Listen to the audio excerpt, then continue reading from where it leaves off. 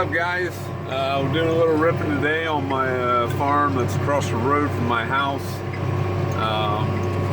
Just giving you guys a little, I don't know, interesting story. We're about a tenth of a mile outside of McGuffey, Ohio, which is home to the once Great Black Swamp, as I think they called it. But basically,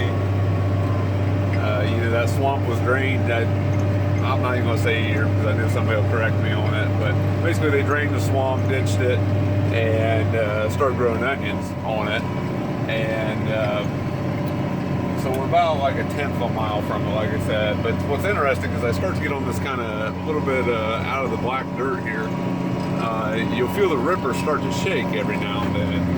And it's interesting. It'll pull up, rocks that are 3-4 inches wide,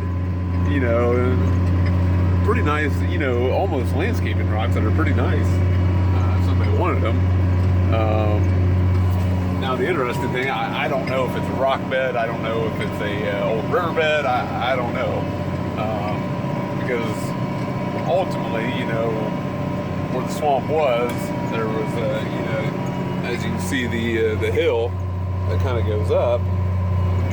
I mean, might suggest we're in the swamp a little bit, or right on the edge.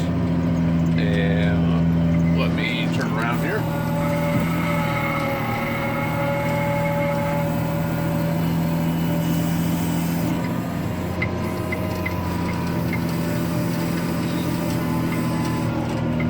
But like I said, you can see the hill here as we start to go up. Now, the old timers, they call that Cooney Hill, and I've heard wild and crazy stories. I've heard people say that a iceberg stopped, or not an iceberg, but a glacier, when the glaciers moved through, I've heard guys say that it stopped right here on Cooney Hill, and that's why we have so many rocks. Do I know that for a fact? No, I don't. Like I said, there's all sorts of wild and crazy stories out there on this, but what is for sure is, we are like a tenth of a mile from the Great Black Swamp, very rich dirt. It's actually in my previous video where the cow farm that I showed you, that is out in where the swamp was. So, like I said, guys, it's interesting as the ripper shakes back here a little bit. We bring up some of these rocks. I know guys do like to come out here and arrowhead hunt a lot. Do I got the patience? No, I don't. I don't have the eye for it. I'd rather rip the ground up and plant into it. It's my kind of thing. But I apologize. We didn't get no videos of harvest on my farm here.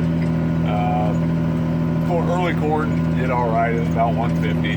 Nothing to write home about. Nothing to brag about. I guess for this year we noticed that our early corn was average and our later corn did well. And I think that's across the board here in Northwest Ohio for guys. So, it is what it is. We did, the other part of that, we had a little bit of trouble with corn header and 1083 corn head.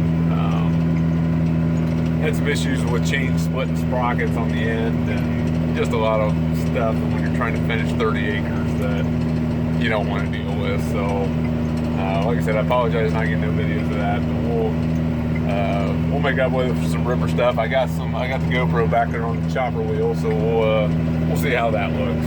So we do got some rain coming in tomorrow, so we're probably going to run late tonight. I worked Thursday night and Friday night. When I got off Saturday mornings, basically I jumped right in here. So I've been up over 24 hours now, trying to get as much done as possible before the rain hits tomorrow. So just give you some more videos here, and kind of see what's going on.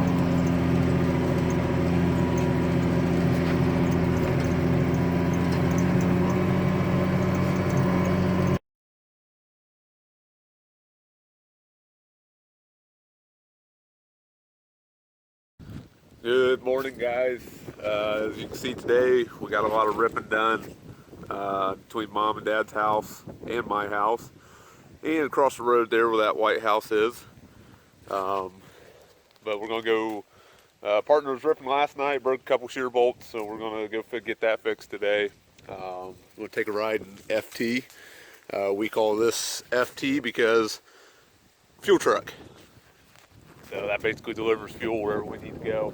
Kind of funny story on this truck. This was my truck in high school, and I actually sold it to a cousin who then, on and on, it basically got back to my partner. So yeah, that is fuel truck, or FT as you'll hear us call it. I'm going to take the combine back today. Like I said, it was rented, so we're going to take it back to the dealership. So we're done with it. Our crops are all off. So that's on the agenda, to fix the ripper, get it going again, get the combine back down, and see what other adventures we can get into today. But first, we better take the trash out before my wife kills me. So as we're going down the road in the, in the previous video, like I told you about the Great Black Swamp, this was it. I mean, you can see how flat and how black the dirt is. They use a lot of cover crops out here to keep the soil from blowing away. They have a big problem with wind erosion out here, but you can see right here one of the local farmers, this is one of their carrot pickers. They do have a self-propelled one. I don't know where it's at the moment, but they also have this one that's pulled by a tractor. Almost looks like they're cleaning it out a little bit there. But yeah, there it is. I'd say it's a 3 or 4 row picker, and there's some carrots there that still need to be dug up or harvested. Actually, I think the self-propelled's way out there. You can't see it from here, but yeah, just something else neat in the area.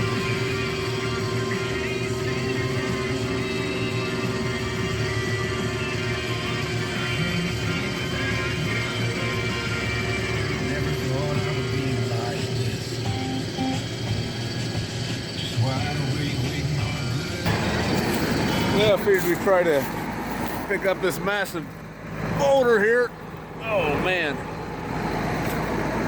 that's going to take a couple hands. I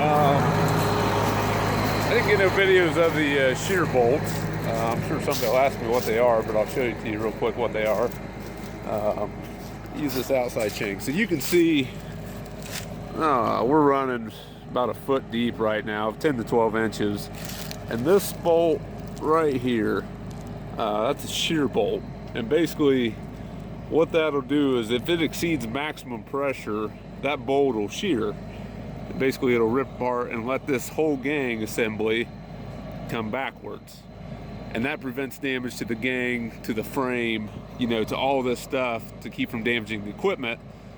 This bolt will shear off and protect our equipment. So we keep a bunch of shear bolts in the cab. Right there you can see the GoPro mounted up and where it was going. But like I said, yeah, we keep a bunch of shear bolts in the cab. And like I said, they basically protect the equipment from being damaged where we wouldn't be able to repair it. It would basically have to go to the dealer to be repaired. So that's what the shear bolts, that's what they kind of do. And yeah, I'm going to go attempt to pick up this big boulder.